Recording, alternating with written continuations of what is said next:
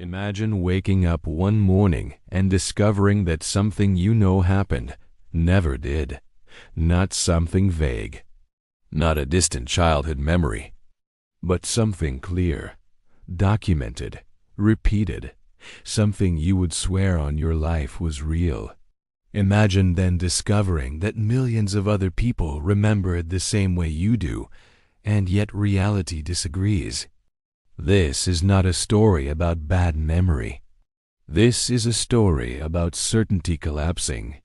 For most of our lives, we trust that the past is fixed, that history, once written, cannot change. We accept that memories can fade, but we believe the structure of reality remains stable. The Mandela effect challenges that belief at its core. It does not whisper that memory is flawed. It screams that something far more unsettling may be happening. The phenomenon first gained attention when large numbers of people realized they shared the same impossible memory: the death of Nelson Mandela in prison during the 1980s. People remembered news coverage, global mourning, televised funerals. These memories were not casual or uncertain. They were emotionally charged, vivid, specific. Except none of it had occurred. Mandela was released, lived for decades, and died much later. For many, this was the moment reality cracked. What followed was worse. As people began questioning this discrepancy, they noticed other things. Small things at first: a word spelled wrong, a logo that looked unfamiliar, a movie quote that no longer existed. At first, they laughed it off. Then they checked again, and again. And slowly, a disturbing pattern emerged. The same errors, remembered the same way, by millions of people who had never spoken to each other. This is where the Mandela effect truly begins, not as a curiosity, but as a rupture. A point where the mind refuses to accept the official version of events, not out of denial, but out of absolute conviction that something else once existed. And once you experience it personally, there is no going back. If the Mandela effect were random, it would be easy to dismiss. Human memory isn't perfect.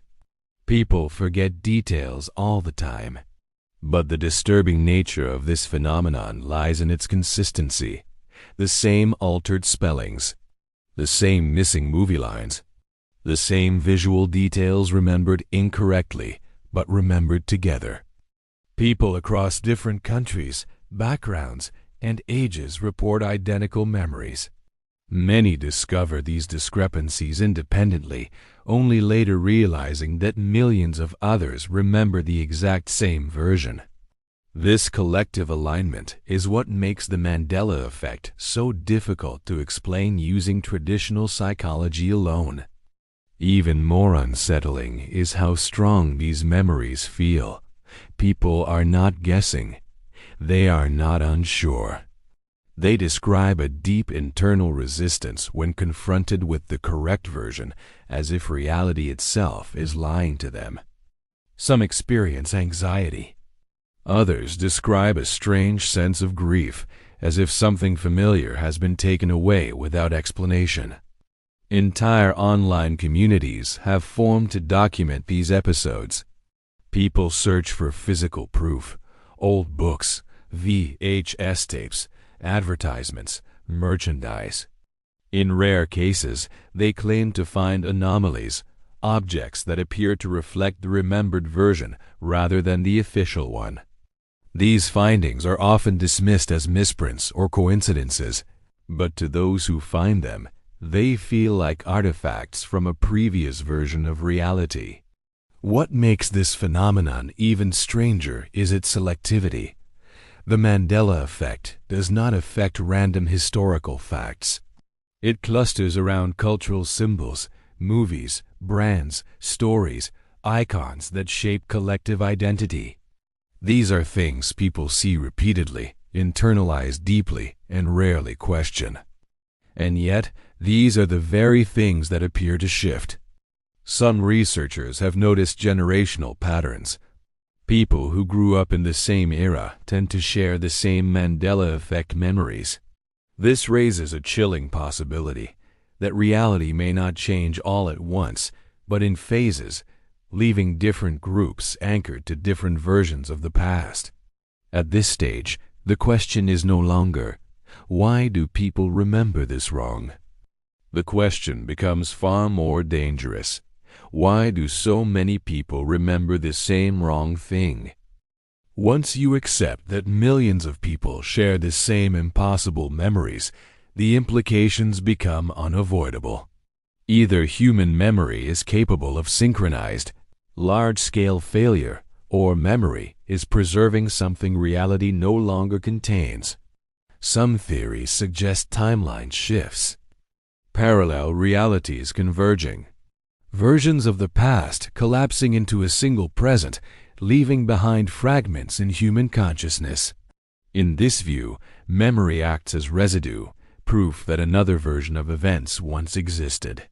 Others believe the Mandela effect resembles a glitch, not in memory, but in reality itself.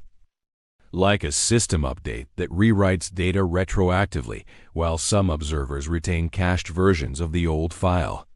Reality changes, memory lags behind. Regardless of interpretation, one thing is clear: the Mandela effect alters how people perceive the world. Once someone experiences it firsthand, certainty erodes. The past feels unstable, history feels editable. Reality no longer feels absolute.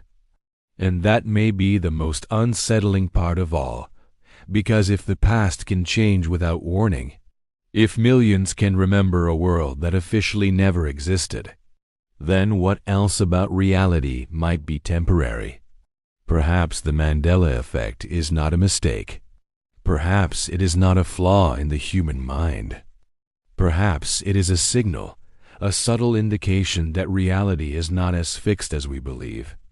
A quiet reminder that the world we trust may have been rewritten before, and could be rewritten again.